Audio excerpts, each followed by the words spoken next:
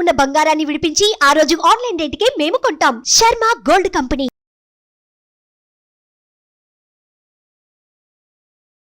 నమస్తే, welcome to Suman TV. నేను మీ యామిని. ప్రస్తుతం అంటూ ఉన్నారు ప్రముఖ ఆధ్యాత్మికవేత్త, ప్రముఖ జ్యోతిష వాస్తు పండితులు డాక్టర్ గుండపూడి శివసుధీర్ శర్మ గారు ఉన్నారు. గురుగారితో మనం మాట్లాడదాం. నమస్కారం గురుగారు. శ్రీమాత్రే నమః. శ్రీ గురుభ్యో నమః. గురుగారు, ఇప్పుడు వ్యాపారంలో అభివృద్ధి ఉండాలంటే ఇప్పుడు చాలా మంది కష్టపడుతూ ఉంటారు, వ్యాపారంలో లాభాలంటూ ఉండవండి. వాళ్ళకి సంబంధించి ఎలాంటి పరిహారం చేసుకుంటే మంచిది? నిజంగా అంటే వ్యాపారం చేసేటువంటి వాళ్ళు పూర్వకాలంలో గుప్తాస్ అంటే వైశ్యులు మాత్రమే ఉండేవాళ్ళు. మార్వాడీస్ కూడా. మార్వాడీస్ కూడా తర్వాత వచ్చారు నాన్న. మొట్టమొదటిగా వ్యాపారం చేసింది ఎవరు అంటే వైశ్యులు మాత్రమే. నిజంగా ఆర్య వైశ్య అని చెప్పి పిలుస్తుంటారు వాళ్ళని. మన గొప్ప ఇది లక్షణం. అంటే ఇక్కడ మనకి కులాలు కాదు, వర్ణాలు. వ్యాపారం చేసే వాళ్ళని గుప్తాస్ అని, అంటే వైశ్యులని, మంత్రాలు చదువుకున్న వాళ్ళని బ్రాహ్మణని, ఏదైతే మన హిందూ ధర్మం ప్రకారం ఉందో ఆ వర్ణాల ప్రకారం ఏదైతే విభజించారో వాళ్ళలో వ్యాపారం చేసినటువంటి వారు వైశ్యులు అవుతున్నారు.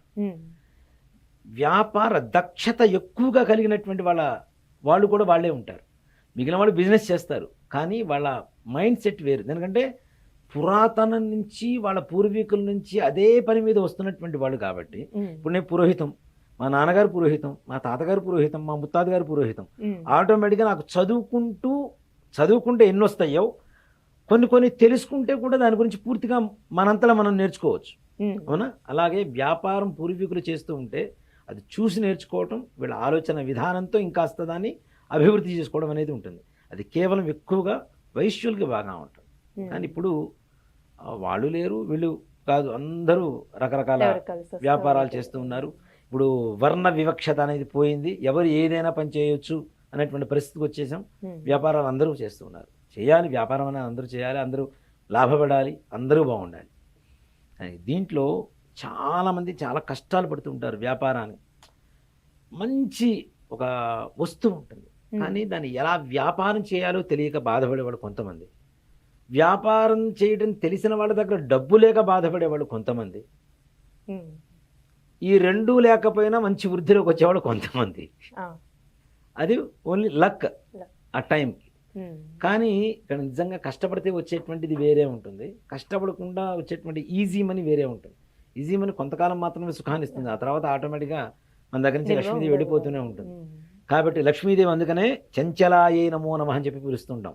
చంచలం ఎక్కడా ఉండదు, తిరుగుతూనే ఉంటుంది అమ్మవారు. అవునా? అలానే అచంచలాయే నమో నమః అని కూడా చెప్తూ ఉంటాం. అంటే ఒక చోట తిష్ట వేసుకొని కూర్చుందంటే వాడికి అదృష్టం పట్టినట్టే కదా. ఈ వ్యాపార సంస్థల్లో ముఖ్యంగా ఏంటి అంటే అనేక రకాలైనటువంటి వ్యక్తులు వస్తుంటారు. ఇంటికన్నా మనం పిలిస్తే వస్తారు, లేదా మన కోసం వచ్చేవాళ్ళు కొంతమంది మాత్రమే వస్తారు. ఇప్పుడు వ్యాపార సంస్థలో ఏంటి, ఇప్పుడు నాకేదైనా కొనాలని మీ దగ్గరికి, మీ షాపుకి వస్తే మీ షాపులోకి వస్తాను, నాతో పాటు ఇంకో 100 మంది వస్తారు, ఇంకో కొంతమంది వస్తుంటారు. లోపలికి వచ్చేటువంటి వాళ్ళ ప్రతి ఒక్కళ్ళ పాదం మంచిదని చెప్పడానికి అవకాశం లేదు, ప్రతి ఒక్కళ్ళ దృష్టి మంచిదని చెప్పడానికి అవకాశం లేదు. అంటే ఎవరికో ఒకరికి లోపల జలస అనేది, కుళ్ళు తత్వం అనేది ఉంటుంది. కానీ అందరూ మంచి తత్వంతో రారు కదా. కొంతమంది వచ్చి కొనుక్కోవడానికి వాడు కొనేదేమో ₹1 వస్తువు, షాప్ మొత్తం పరిశీలిస్తాడు. మొత్తం వీడి షాపులో ఏమున్నాయి, ఏం చేస్తున్నాడు, ఎంత ఉంది, మొత్తం అవుతుంది. అంటే వాడి దృష్టి అనేది ఎంతసేపటికి వాడు కొనడానికి వచ్చింది, ఆ రూపాయి పెట్టి కొనడానికి ఎందుకు వచ్చాడంటే అది చూడటానికి వస్తాడు. ఇలాంటి లక్షణాలు కలిగినటువంటి వాళ్ళు ఉన్నారు కొంతమంది. ఇలాంటి వాళ్ళ దృష్టి ఇవన్నీ కూడాను వ్యాపారాన్ని తగ్గిస్తూ ఉంటాయి. ఇందాకనే ఒక ఆయన ఫోన్లో మాట్లాడుతున్నారు, మా పూర్వీకులు చాలా కోట్లు గడించారండి, ఉన్నట్టుండి మా స్థాయి మొత్తం పడిపోయింది. దాదాపు సంవత్సరానికి వచ్చేసరికి 30 కోట్లు 40 కోట్లు సంపాదించేవాళ్ళం, మా టర్న్ ఓవర్ ఉండేది. ఇప్పుడు 70-80 లక్షలకు పడిపోయింది, మా పరిస్థితి ఏంటి అని. అంటే అంత పేరున్నటువంటి సంస్థ కూడా తగ్గుముఖం పడిపోయింది, ఆదాయం లేకుండా పడిపోయింది. ఇట్లాంటి వీళ్ళందరికీ లక్ష్మీదేవి అనుగ్రహం కలిగి సకల వశీకరణ కలగాలి, వచ్చిన వాళ్ళ దృష్టి మంచిగా ఉండాలి అంటే దీంట్లో వ్యాపారంలో నిజంగా గోమతి చక్రాలని అమ్ముతారు. మరి పూజా స్టోర్స్లో ఎక్కువ దొరుకుతున్నాయి. పూర్వకాలంలో సముద్రం ఒడ్డును మాత్రమే దొరికేవి, పూజా స్టోర్స్లో కూడా దొరికేవి కావు. వాటి కోసం సముద్రం దగ్గరికి వెళ్ళి ఏరుకొని, వాటిల్లో మళ్ళీ నానా రకాల జాతులు ఉంటాయి, కలర్స్ ఇవన్నీ కూడాను.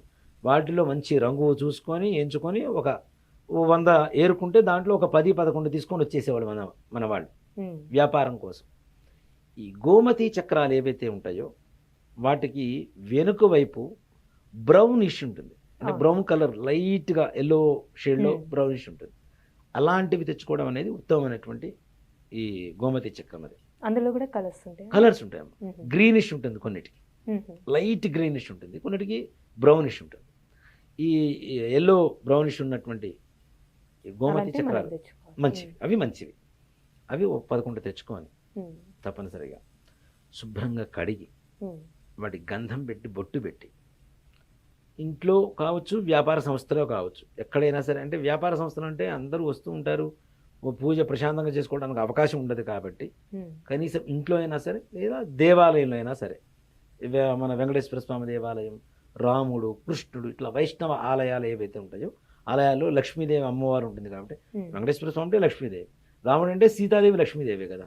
అట్లానే కృష్ణుడు అంటే రుక్మిణి, రాధారుక్మిణి, వీళ్ళు కూడా లక్ష్మీదేవులే కదా. అవతార స్వరూపంలో అమ్మవార్ల అవతారాలు కూడా మారుతూ ఉన్నాయి కాబట్టి ఏదైనా లక్ష్మీనారాయణ స్వరూపమే ఇద్దరు కూడా. అట్లాంటి చోట లక్ష్మీదేవి దగ్గర పెట్టి అష్టోత్తరం పూజ చేయించాలి. అంటే ఎన్ని తీసుకోవాలంటే 11 తీసుకొని లక్ష్మీదేవి అష్టోత్తరం పూజ చేయించండి. పూజ చేయించి దాన్ని ఒక ఎల్లో కలర్ క్లాత్, మన పసుపు రంగు ఉంటుంది కదా, పసుపు రంగు క్లాత్లో కట్టేసి మనం ఎక్కడైతే వ్యాపార సంస్థకి లోపలికి రావడానికి ఎంట్రన్స్ ఉంటుందో ఆ ఎంట్రన్స్ దగ్గర కట్టేసేయండి. రోజు అగరబత్తి పొగ, శుక్రవారం చేయాలంటే రోజు ఇది చేయడం మనం శుక్రవారం చేయాలి, శుక్రవారం కట్టాలి. కానీ ప్రతిరోజు కూడా ధూపం మాత్రం చూపించాలి. అలా ధూపం చూపిస్తూ ఉంటే లోపలికి వచ్చేటువంటి వాళ్ళ దుర్బుద్ధి అక్కడ ఆగిపోతూ ఉంటుంది, దృష్టి దోషాలు లేకుండా పోతాయి, వ్యాపారాభివృద్ధి కలుగుతుంది. మంచి అంటే లక్ష్మీదేవి స్థిరంగా వాళ్ళ వ్యాపార సంస్థలో ఉండడానికి మంచి సంపూర్ణమైనటువంటి అవకాశం కలుగజేస్తుంది ఈ యొక్క గోమతి చక్రాలు. వీటితో పాటుగా మనకి ఈ గోమతి చక్రాలు మనం పైన కట్టమని 11 చెప్పాం కదా, వాటితో పాటు ఇంకొక 3 కానీ 5 కానీ తెచ్చుకొని ఎక్కడైతే మనం క్యాష్ బాక్స్, గల్లా పెట్టే అంటారు, దాన్ని క్యాష్ బాక్స్ అంటాం, ఆ క్యాష్ బాక్స్లో ఒక మూలకి చిన్న గిన్నెలో వేసి పెట్టి ప్రతిరోజు షాపుకు రాగానే క్లీన్ చేసుకుంటారు కదా, షాప్ క్లీన్ చేసుకుంటారు, దీపారాధన చేస్తారు కదా దేవుడి దగ్గర. అట్లానే 2 అక్షతలు కానీ, పసుపు కానీ, కుంకుమ కానీ ఏదైనా సరే ఆ గిన్నెలో క్యాష్ బాక్స్లో పెట్టుకున్నటువంటి గోమతి చక్రాల మీద వేసి నమస్కారం చేసుకుంటే శీఘ్రంగా లక్ష్మీదేవి అనుగ్రహం, వ్యాపార ఉన్నతాభివృద్ధి కలుగుతుంది. తప్పనిసరిగా మంచి పరిహారం స్థాయికి వస్తుంది. చాలా చక్కగా తెలియజేశారండి. శ్రీమాత్రే నమః. శ్రీ గురుభ్యో. సుమన్ టీవీలో మీ పర్సనల్ అండ్ బిజినెస్ ప్రమోషన్స్ కోసం కింది నెంబర్కి కాంటాక్ట్ చేయండి.